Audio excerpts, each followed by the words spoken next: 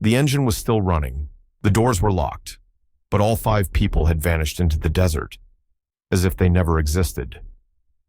The Mojave Desert is a place where time seems frozen. The sand shifts like ocean waves. The wind slices through the air like razor blades, and the summer heat can kill a person in just a few hours. This desert has swallowed planes, trains, even entire towns, turning them into dust and legend. But on a July afternoon in 2023, 2 hikers, a couple visiting from Oregon, took a wrong turn onto an unmarked trail, and that's when they found something no one had seen in 15 years, a red SUV weathered, but intact, half buried under thick layers of sand. One of them walked closer and noticed the keys were still in the ignition. The sleeping bags looked new, bottled water, unopened, the air conditioning still blowing cold air. No bodies, no blood, no signs of life or death. They immediately called 911, and when police arrived, they reopened a case that had been cold for more than a decade. The Johnson familia husband, wife, and their 3 kids had left Baton Rouge that summer back in 2008. Their plan was to completely unplug from modern life. No phones, no GPS, no social media. They just wanted a real road trip, but after stopping for gas near the edge of the Mojave, they were never seen again. No one knows why they left the main highway. No one knows what happened in that desert. And for 15 years, no one had any answers, until now. Marcus Johnson wasn't the adventurous type. He was a wind energy engineer, worked for a company that installed turbines across the rural South, with a kind face and an easy smile. Marcus was known among his coworkers for staying calm under pressure. He approached technical breakdowns the way someone might fix an old toy patient, focused, never rushed in recent years. His job had taken him far from home, from the dry plains of Texas to the dusty wind hills of Laramie. But no matter where he went, his heart was always back with one thing: his family. Clarissa, his wife, taught middle school science. She was the first in her family to earn a college degree, a moment that brought her father, a retired factory worker, to tears when she walked across the stage. Clarissa was practical, strong, passionate about teaching, but also a bit of a dreamer. She often wove astronomy into her lessons, believing that if a student could grasp why Mars was red, they might start seeing the world differently too. Their 3 kids were their universe. Jamal, the oldest, always carried a math notebook filled with numbers, formulas, and big questions no one could answer. Kendra, 12, had a love for photography and used an old film camera with a bulky lens that Clarissa had picked up at a flea market. She had an old soul's gaze, once telling her parents cameras are like memories. They hold on to things that disappear. And little Deshaun, just 6, was a whirlwind of energy. He danced, he sang along with the radio, and every time they went camping, he'd squeal with joy like he might take off into the sky. The Johnsons weren't rich, but they weren't struggling either. They saved where they could, skipped unnecessary purchases, and dropped coins into a home piggy bank labeled Adventure Fund. Not for Disneyland, not for crowded beaches, but for something real. Marcus called it a journey back to nature, to see who our kids become when there's no Wi-Fi. So they picked the West, old roads, campsites over hotels, stars instead of screens, and then they vanished in Highland, quiet neighborhood outside Baton Rouge, shaded by old oak trees where kids still played outside in the summer. Everyone knew the Johnsons. Not because they stood out, but because they showed up. Marcus helped neighbors fix porch lights and backyard wiring. Clarissa sometimes held astronomy nights on the front lawn, letting kids peer through her old telescope to see Saturn's rings. The children sold lemonade in the summer or just sat on the steps drawing and reading. They were the kind of family that made people believe little things still mattered in a noisy world. So what made them leave all that peace behind for a road trip with no set destination, no fixed schedule, no contact? The answer wasn't a single moment, but a buildup. Clarissa had once confided to a friend that Kendra had started losing sleep stress over a bad photo that classmates had mocked online. Marcus had admitted he felt like he was missing his kids grow up coming home to find them already asleep. And when he was finally free, they were glued to screens. They realized they were living with each other, but not really together. Then in late 2007, something happened.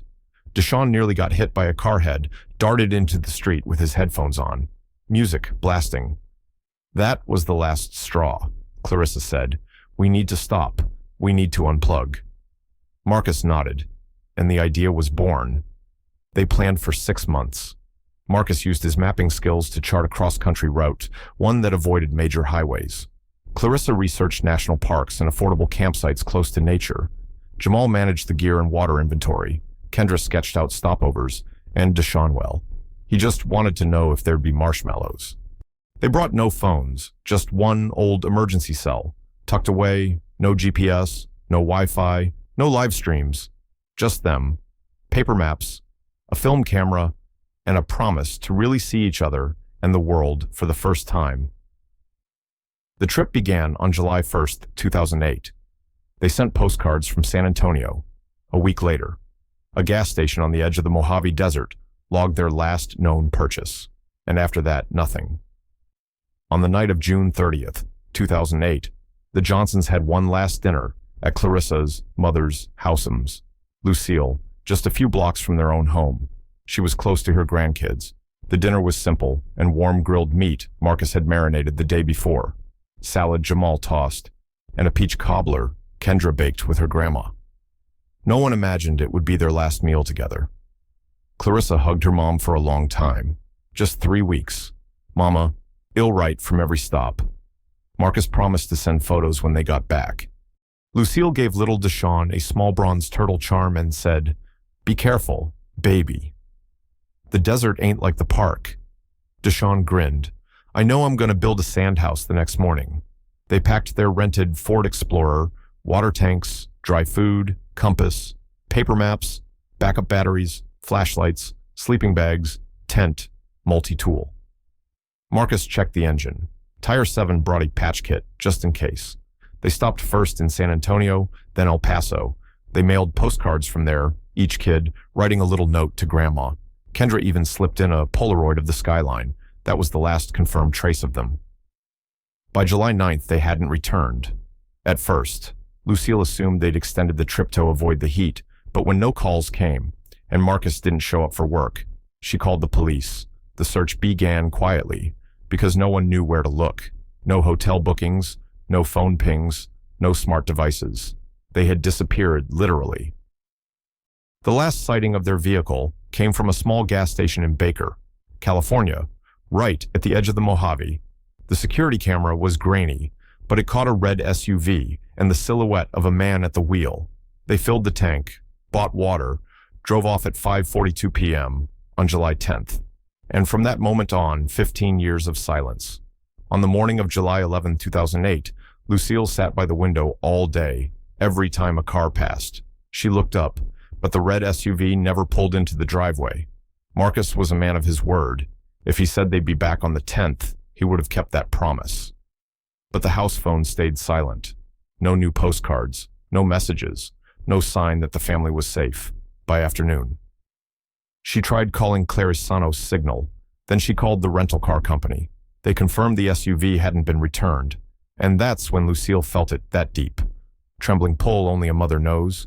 She called Baton Rouge police. But like so many families in the same situation, the first answer was always the same. They probably just extended the trip. There's no sign of foul play. It took 3 more days Marcus didn't report to work. Clarissa hadn't contacted the school. No one had heard a thing. Only then, on July 14 was an official missing persons file opened. And what made everything harder, they had unplugged. No phone signals, no bank card use, no hotel check-ins, no GPS trail. No one knew what state they were in or what direction they'd taken. They could have been in Nevada, Arizona, or already headed back south. The only clues a postcard from El Paso and a gas station receipt in Baker nearly 600 miles apart. An untraceable gap. Police reached out to national parks across the Southwest. No sightings of the Johnsons, no reports from fellow campers, no log entries from park rangers. A few traffic cams were checked, no matching plates. A few Mojave area gas stations were contacted. Only the Baker station confirmed seeing them on July 10th. The Johnson family and their SUV had disappeared into the vastness of America. Loved ones started sharing their story online. But this was 2008, before social media could ignite viral searches. No trending hashtags, no national spotlight, just scattered posts lost among the noise of the early internet. The silence grew heavier. Neighborhood kids stopped asking, "When is Jamal coming back?" or "Did Kendra take any pictures?" Clarissa's best friend, also a teacher, wept as she cleaned out her classroom drawer. Lucille put a chair out on the porch each evening, hoping to see that familiar red shimmer at the end of the street. But nothing came. Then, on October 3rd, 2008, nearly 3 months after the Johnsons vanished, a rare sandstorm hit the Mojave. Strong winds, blinding dust. Temperatures dropped sharply, typical desert tantrum, but strong enough to reshape the land. And that shift revealed something. A sliver of red paint, part of a vehicle roof, jutting from the sand on a forgotten mining path. Over 60 miles from the nearest main road, 2 hikers, a couple from Oregon, had taken shelter near the area. At first, they thought the vehicle was abandoned, but as they got closer, the details gave them chills. The windows weren't shattered. The paint was still fresh. The tires were sunken deep but intact. Looking through the glass, they saw backpacks, water bottles, a camera missing its lens, 3 sleeping bags folded neatly in the back. Everything looked frozen in time. They called authorities immediately. The first to arrive were park rangers, followed by investigators from San Bernardino County. They ran the plates, checked the VIN. It was a match. The Via Clea rented Ford Explorer was confirmed as the Johnson family's inside. There were no signs of struggle, no blood, no damage. Everything was disturbingly orderly. The keys were still in the ignition, all doors locked from the outside. The front right tire was deeply embedded in sand, likely from trying to push through rugged terrain. But here's what baffled investigators. This wasn't a normal camping route. It was an old mining road not listed on modern maps, found only on 1980s geological surveys. No signage, no maintenance, definitely not passable for a 2-wheel drive SUV. Somehow, the Johnsons had turned down this path, maybe thinking it was a shortcut, under the passenger seat. They found a hand-drawn paper map, marked in black ink. Several routes traced, one red circle around a region near the desert's southern ridge. It wasn't a commercial map, its symbols were old, the kind only a trained technician might understand. No bodies, no clear footprints likely erased by sand and wind. But there was a subtle imprint nearby, a long, shallow depression, about 5 feet long beside a low bush. Next to it, a half-buried water bottle. Someone may have tried to rest. Or wait. The SUV was towed for forensic analysis, and the search resumed. This time, wider, deeper, more urgent, but it was already too late. The Mojave had kept this secret for nearly 90 days, and it wasn't letting go easily. Once the SUV was confirmed as the Johnsons, an interagency task force was formed. It became one of the largest searches in Mojave Trail's history. Rescue teams from San Bernardino, Inyo, and Riverside counties joined state police and the National Park Service. Even civilian drone operators were called in for aerial sweeps. The desert was divided into 4-kilometer grid siege team assigned to a sector. They searched on foot, by helicopter, horseback, and rugged terrain trucks. They combed ravines, checked dry wells, old cabins. Every trace was logged, every clue examined. But the sand did what sand always does, besteros everything. On day 3 of the search, a volunteer made a heartbreaking discovery, a small turtle-shaped keychain just like the one Lucille had given Deshawn, found nearly 2 miles from the SUV, under a small rock, half buried. No one could say if the wind had carried it there, or if someone had dropped it while searching for water. But it hit everyone like a punch to the chest. It meant they had left the vehicle, tried to walk out, and failed. Nearby, a plastic bag with half-eaten protein bars, signs of desperate survival. But still no bodies, no shredded clothing, no fresh tracks, nothing to lead them further, after 10 days. The official search was called off. At the press briefing, the lead officer stated, "We've exhausted all reasonable search zones based on weather, survivability, and terrain. We no longer believe they can be found alive." But the family refused to accept that. Lucille was nearly broken. Each morning, she called a local radio station just to read the names of her grandkids, like a prayer. "We're not asking for a miracle." She said, "Just to know my daughter has a place to rest." Others started offering theories. Some believed Marcus had led his family into a survival challenge that spiraled out of control. Others feared they were victims targeted by someone out in the desert. But those were just theories. All that remained was silence. The desert never answered. After the official search ended, the Johnson case was filed away as missing under unknown circumstances. But some people couldn't let it go. One of them was a part-time investigator with the San Bernardino Sheriff's Department, Nathan Ellis. He wasn't assigned to the case full-time, but something about the scene just didn't sit right with him. Nobody disappears without leaving some kind of mess. He said, Nathan began revisiting the hand-drawn map found in the vehicle. He reached out to an old friend who once worked with the U.S. Geological Survey together. They uncovered something odd. The map wasn't just a trail map. It contained symbols used in wind survey charts from the 1980s, typically found in climate and renewable energy research. More striking, one of the circled zones lined up with a now decommissioned wind monitoring station, no longer listed in public data. That detail sparked a theory. Marcus, being an energy engineer, might have known about that station. Maybe he had a reason to go there. But if that's true, why didn't anyone else know? Why would Clarissa, practical, careful Clarissa, agree to take the whole family off-grid into uncharted territory? And why didn't they bring a single GPS device? No one had answers. Another oddity the backpack found in the car included a neatly organized travelogue tracking their journey from Baton Rouge to El Paso. After that, nothing. The section covering El Paso to Baker was blank. The last page held only one sentence. If we get there by the afternoon, we'll make it, but make it where no location, no time. Nathan had the camera found in the SUV analyzed. It was just the body, no lens, no film roll. But Kendra, 12 years old, loved photography. She always carried her camera. So where was the lens? Where was the film? When Nathan asked Lucille, she said firmly, Kendra never separated the lens. That camera was part of her. So why was it left behind? The small inconsistencies, the ones easily dismissed, began to reveal a story that didn't add up. The Johnsons weren't careless. They were meticulous. They loved each other. No debts, no disputes, no motive to vanish.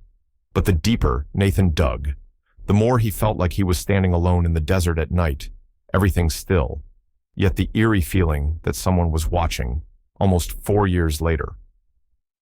In the summer of 2012, a new lead emerged by pure chance. Nathan, still quietly tracking the case, was introduced to Michael Cara, retired field technician who once worked for a small mining outfit on the western edge of the Mojave.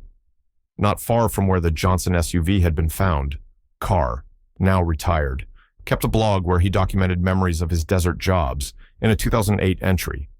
He wrote about seeing a red SUV and a group of black tourists near Water Station 19. Back then, no one noticed the post, until Nathan stumbled across it. He contacted Carr, who still lived in a small Nevada town, in person. Carr recalled clearly, it was scorching, close to 120 degrees. I was checking the pipes when I saw the SUV parked about 200 yards from the station. There was a middle-aged man, a woman in a wide-brimmed hat, and 3 kids. I figured they were camping. Nathan pressed for a date. Carr checked an old work notebook and confirmed July 11, 2008 a day, after the Johnsons were last believed to be seen at the gas station in Baker. That changed everything. Until then, Baker was considered their final known location, but if Carr was right, they were alive at least one more day and headed in a completely different direction than the original search grid. Nathan brought this information to the county. The response was cold. No physical evidence confirms his account. He could be misremembering, but Nathan believed Carr. He wasn't chasing media attention.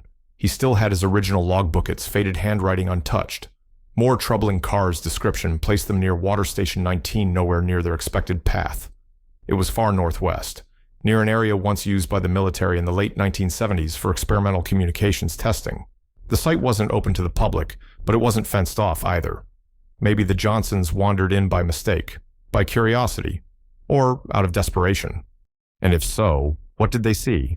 Or more importantly, who saw them, haunted by Carr's account? Nathan returned to the Mojave in September 2012. He brought a copy of Carr's notes, military maps, and photos from the original 2008 investigation. He knew it might be a lost cause. 4 years had passed. The desert erases everything. But if anything remained, however faint, he had to see it for himself. He parked near the old site, just as Carr had described, after hours of wandering under the brutal sun. Nathan noticed something poking out from beneath a low bush larger than a fist. It was a faded scrap of blue fabric, weather-worn, sun-bleached, but part of a logo was still visible. East View Middle School. The school where Clarissa had taught. This wasn't a coincidence. No one else had reason to be there, and no one had ever searched this area. The cloth, possibly from a school t-shirt, was torn, likely snagged on desert thorns. Nathan carefully preserved it and turned it in. There was no recoverable DNA too, much time had passed, but it backed up Carr's account, and it forced a reevaluation of the Johnsons' route. Nathan reviewed the hand-drawn map again. A faint line crossed out halfway had once been dismissed as a mistake. Now he realized it pointed straight toward Water Station 19. Maybe Marcus had decided to change course. Maybe something had happened, forcing a detour, with no GPS. They had to rely on their map and instinct. But the desert does not reward instinct. So if they reached Station 19, what happened next? Did they stop there? Were they seen? Why didn't anyone report it? Was the site still staffed? Or had it been truly abandoned? The deeper Nathan dug, the more it felt like a puzzle with mismatched pieces. None of it fit, yet all of it was real, and that frightened him, because just when it seemed the trail had gone cold. A retired climate researcher would bring forward a discovery that shattered every ordinary explanation. But that is the story for the next chapter. In early 2013, Nathan shared the case online, posting details and theories on a forum for missing persons and wilderness expeditions. That's when he received a private message from an anonymous user. "I used to work with Marcus. There's something I'm not sure I should say, but if you really want to understand what happened, you should look into the 2003 wind survey maps. No name, just that. But through the IP address and a bit of cross-checking." Nathan traced the message to a man named Rayvon Hicksa, wind energy engineer who had once worked with Marcus on a temporary project in West Texas. It took weeks, but Nathan finally convinced him to meet at a quiet cafe in Houston. Rayvon was quiet, worn down like someone caught between reason and regret. When Marcus' name came up, he went silent for a long moment, then said he was the only guy I ever met who could do the work and still stay kind. They had worked together on a wind energy survey project in the California desert area scattered with abandoned research stations from the 1970s. Most were no longer operational, but some still held outdated technical data, according to Rayvon. In late 2007, Marcus mentioned wanting to go back to a few old sites. He called it just a family trip, not work, but bringing memory along for the ride, Nathan asked. Did he ever say where he planned to go? Rayvon hesitated, then pulled out a folded sheet of paper. On it were a series of cryptic symbols, almost identical to the hand-drawn map found in the Johnson SUV.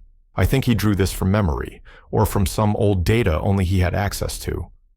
Rayvon grew quiet, then added, I should have said something sooner, but I was scared.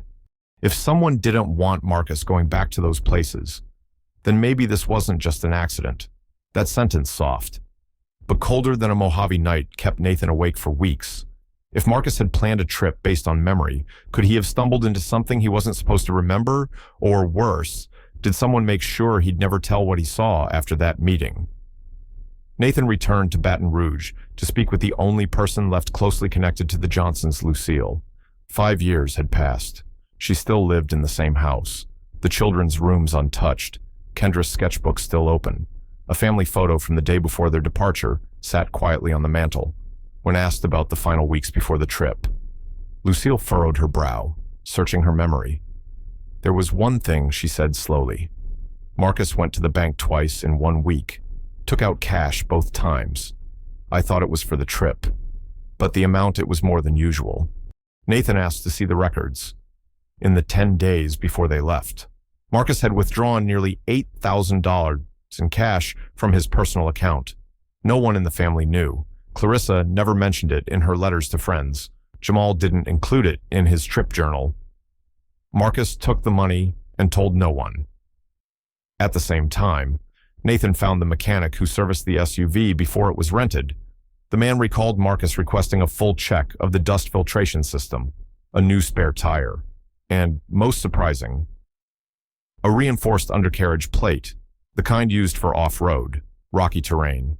No one planning a casual family disconnect trip needs that, unless he knew where he was going. That's when the terrifying possibility began to form. What if Marcus knew something? What if it wasn't a wrong turn or a tragic accident?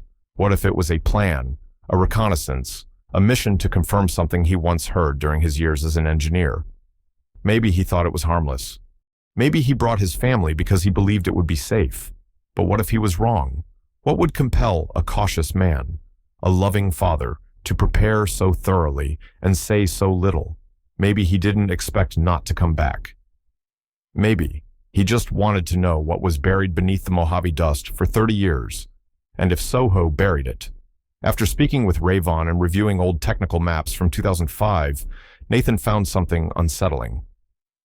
The coordinates Marcus had circled on his hand-drawn map no longer exist on any modern civilian mapping system, not on Google Maps, not on GPS, not even on publicly available military charts. All list the area simply as restricted access zone, unwilling to give up. Nathan reached out to a friend at the Geospatial Research Institute through internal channels. They obtained high-resolution satellite imagery archived from mid-2008, and there it was, right at the marked coordinates. A small compound, 4 prefab buildings in an L shape, connected by concrete walkways, tire tracks, shadow of an antenna mast. It looked active, just weeks before the Johnsons went missing. But the next image, taken in late 2009, showed nothing. No buildings, no antenna, no shadows, as if the site had never existed. Nathan printed the coordinates, loaded up an off-road vehicle, and drove 7 hours into dry terrain, blasted rock, and absolute silence when he arrived. The land matched the image bare, a flat patch of earth, a few scattered bricks and gravel, but tucked in a rock crevice on the edge of the site. He found something impossible to ignore. A broken, purple plastic hair clip, faded, caked in dust, but unmistakably a child's accessory, the kind Kendra used to wear, seen in their family photos. It wasn't desert trash. It was personal. It had been there for years. Nathan held it in his hand, his heart pounding. He scanned the empty horizon. No buildings, no people, but fresh tire tracks and boot prints. Someone else had returned after the place disappeared. And if so, why, the hair clip could have been coincidence. But to Nathan, it was a whisper from the missing, a sign that someone crossed into a place they shouldn't have and never came back. Part of him wanted to walk away, but another part knew he was closer than ever to the truth, a truth no one may want to hear. In late 2014, while Nathan was reaching out to former staff from early Mojave climate research stations, he stumbled on a name that had been left off nearly every official record: Alvin Merritt. He had once served as a local technical assistant on the wind energy project where Marcus and Rayvon worked. Curiously, Alvin was the only person who never signed the project's closure papers in 2003. No one knew why, no one ever asked. Nathan tracked him down. He was living in a quiet town near the New Mexico border, secluded, cared for by his sister, and nearly invisible in the digital world. At first, Alvin refused to speak, but when Nathan showed him the broken purple hair clip found near the vanished research site, his eyes softened.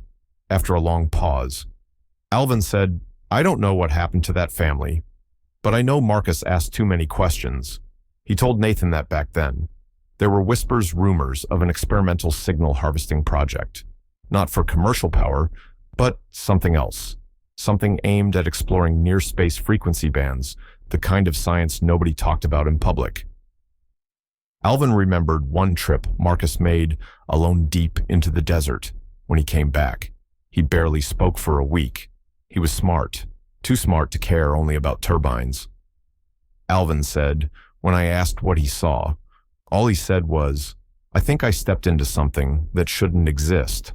Suddenly, everything in Nathan's mind fractured.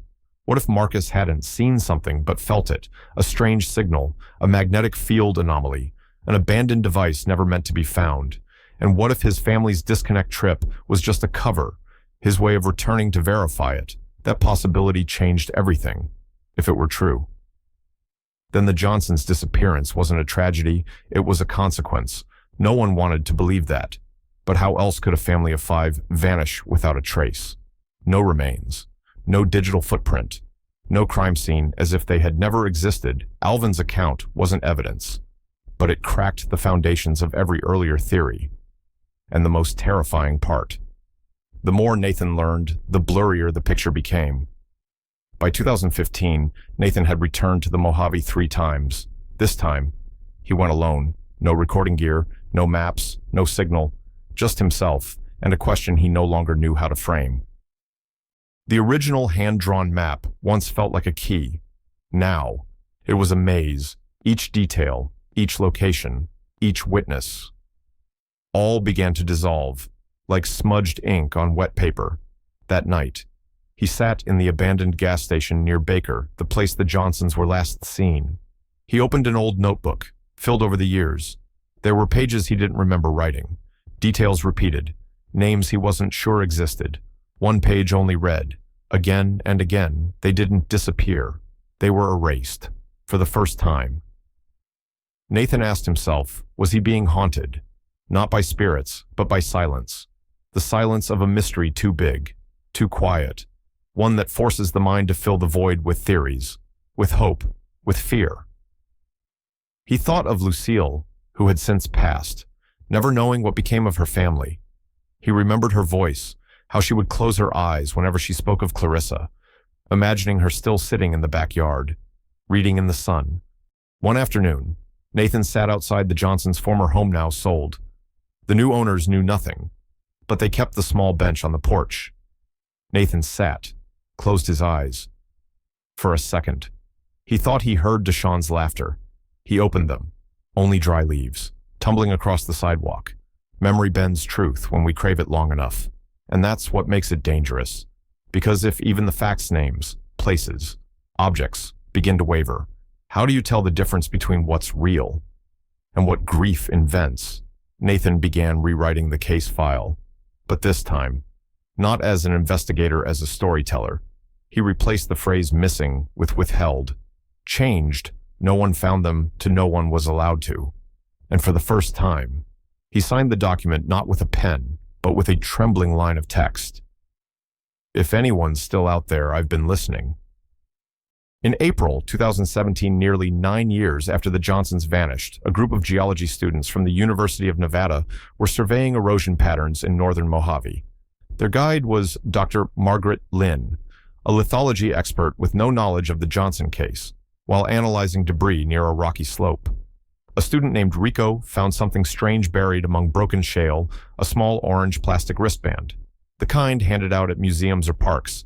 Engraved with Eastview Middle Science Camp 2008, Dr. Lynn was about to toss it. Rico kept it curious, days later, while researching Eastview Middle. Rico stumbled upon a 2008 article. It mentioned a girl named Kendra Johnson who had attended that very science camp. The same year, the same month, she disappeared with her family. Rico froze. That wristband should not have been there, not 12 miles north of where the SUV was found. Not in an area that was never searched, not unless someone had passed through, or worse, someone had left it. The wristband made its way to state police, and then Nathan. He nearly collapsed holding it. Clarissa had ordered those wristbands herself just before they left. She gave them to her students, and one to Kendra. There were no extras. They weren't sold publicly. And orange was the color Clarissa chose. But what was it doing there? That site wasn't on any route considered by search teams. There was no reason for it to be there, unless someone Kendra, or someone else had made it that far. That theory divided everyone. Some believed one or more of the Johnsons survived for a time, perhaps captured, detained, or escaped before vanishing again. Others offered a simpler answer. Someone found the item elsewhere and dropped it, but the questions remained: who and why. Even more disturbing satellite images from that same period showed multiple tire tracks in the area, not civilian. Tread analysis suggested military-type vehicles. Something or someone was still moving in the restricted zone, and maybe leaving traces not to be found, but to be remembered. Some disappearances can be explained by logic, by accident, misdirection, weather, or even crime. But some the more you dig, the less they make sense. The Johnson family is one of those. They didn't leave to run away. They left to get closer to each other, a road trip to disconnect from devices, to reconnect with themselves, with family, with nature, with memory. And in the end, memory was all that remained. No remains, no obituaries, not even a goodbye. All that's left: a red SUV buried in the sand, a broken plastic hair clip, an orange wristband, and a few tire tracks no one could explain. In his final post on the case, Nathan Ellis once wrote, "I don't know if they're dead, but if they're alive, someone took away their right to be found." He no longer chases clues. Instead, he tells their story to make sure they remain in someone's memory, even if the story has no ending. Before she passed, Lucille left behind a letter tucked between the pages of Clarissa's favorite book. In it, she wrote, "If you ever read this, know that I never stopped waiting. Not waiting for you to return, but waiting for the world to remember you were here. And maybe that's what matters most, in a world overwhelmed with information, where people can be replaced, overlooked, forgotten." The story of the Johnson family is a quiet alarm. Every person carries a history, a voice, a place in the world. That, when lost, leaves behind a silence no one else can fill. Sometimes, truth doesn't come from evidence. It comes from feeling, the sense that something isn't right, that the story isn't done, that behind every quiet map, there's something no one's dared to admit. And Mojave, beneath its scorching sun and dry, shifting sands, still holds its secrets. It doesn't explain. It doesn't reply. It just waits for someone patient enough to look deeper, not with their eyes, but with their faith. Have you ever dreamed of someone you loved? Someone who's gone, and in the dream, they don't speak. They just look at you. Some leave this world with noise, headlines, obituaries, breaking news. But others vanish as if they were never here. No sound, only silence. The Johnsons are that silence. Maybe you'll forget the name, forget the details, but maybe one day you'll drive past a desert road, a narrow trail fading in the heat, and you'll remember, someone once went down that road, not to discover something new, but to understand what had been forgotten. And if you listen closely between the wind, the crunch of gravel, the static on your radio, you might hear something small, not a cry for help, just a whisper wanting to be remembered.